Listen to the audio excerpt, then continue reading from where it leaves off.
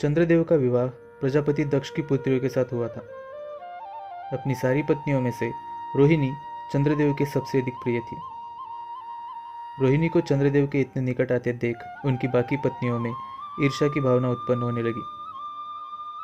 चंद्रदेव के इस पक्षपात से क्रोधित होकर वह सभी अपने पिता प्रजापति दक्ष को इस विषय में बताती है। अपनी पुत्रियों में अपने पति को लेकर इस तरह का मतभेद प्रजापति दक्ष को पसंद नहीं आया और इसका दोषी चंद्रदेव को मानते हुए क्रोध से वशीभूत होकर प्रजापति दक्ष ने चंद्रदेव को श्राप दे दिया कि उनकी जिस चमक पर उनको इतना घमंड है वह दिन प्रतिदिन मलिन होती जाएगी और एक दिन वह अपनी सारी शक्ति खो देंगे। जब इस श्राप के बारे में देवर्षि नारद जी को पता चला तो उन्होंने चंद्रदेव को इस श्राप से बचने का उपाय बताया। नारद मुनि ने कहा कि प्रजापति दक्ष की अवहेलना करने का साहस अगर किसी में है तो वह स्वयं देवों के देव महादेव है। उनकी शरण में जाकर ही तुम्हारे प्राणों की रक्षा हो सकती है। चंद्रदेव ने नारद मुनि के उपदेशानुसार प्रभास पाटन नामक जगह में एक शिवलिंग की स्थापना की और उसकी आराधना करने में लग गए।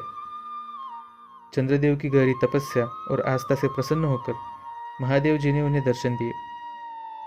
चंद्रदेव ने भोलेनाथ से अपनी पीड़ा का बखान करते हुए प्रजापति दक्ष द्वारा दिए गए श्राप से मुक्ति प्रदान करने हेतु प्रार्थना की। महादेव जी ने कहा कि दक्ष द्वारा दिए गए श्राप को मैं पूर्णतः निष्फल नहीं कर सकता, लेकिन इसे परावर्तित कर तुम्हारे जीवन की रक्षा अवश्य कर सकता हूं। यह कहकर भगवान भोलेनाथ ने चंद्रदेव को महीने के आधे समय यानी कृष्ण पक्ष के 15 दिन तक लगातार शक्तिहीन होने का और अपनी शक्ति खोने का तथा शुक्ल पक्ष यानी शेष 15 दिन वापस अपनी शक्ति और काया पुनः पाने का वरदान दिया। महादेव जी ने कहा कि इस तरह से प्रजापति दक्ष द्वारा दिए गए श्राप का तुम पर असर तो होगा, परंतु तुम फिर से अपनी सारी खोई हुई शक्ति वापस पालोगे और हर 15 दिन के अंतराल में यह अनंत काल तक होता रहेगा।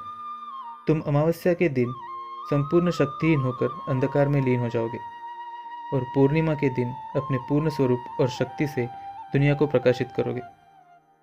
उस पर चंद्रदेव ने कहा कि मुझे नष्ट होने के दुख से ज्यादा कष्ट अपने कुरूप होने का है। चंद्रदेव ने यह कहकर उस बात को दर्शाया कि जब वह शुक्ल पक्ष या कृष्ण पक्ष के आधे समय में होंगे तब उनका आकार खंडित रहेगा और समस्त ब्रह्मांड उन्हें उसी टूटे हुए आधे अधूरे रूप में देखेगा। उन्हें सबसे ज्यादा पीड़ा इसी बात से हो रही थी। महादेव जी थोड़ा मुस्कुराए और चंद्रदेव को कहा कि मैं तुम्हारी सच्ची शिव भक्ति से इतना प्रसन्न हूं कि मैं तुम्हारे इसी खंडित रूप को ही अपने मस्तक पर धारण करूंगा। समस्त संसार में तुम्हारे शिव भक्ति की जय जयकार होगी और हमेशा के लिए तुम्हें अपने शीश पर धारण कर मैं भी चंद्रशेखर कहलाऊंगा। इसी तरह महादेव का चंद्रशेखर नाम भी प्रख्यात हुआ। चंद्र को सोम के नाम से भी जाना जाता है, इसीलिए प्रभास पाटन का वो शिवलिंग सोमनाथ के नाम से प्रसिद्ध हुआ। तो उम्मीद है दोस्तों आपको वीडियो पसंद आई होगी।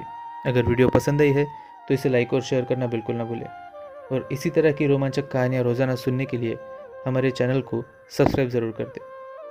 तो मैं मिलता हूँ दोस्तों आपको अगली बार एक नई वीडियो के साथ। तब तक के लिए अलविदा।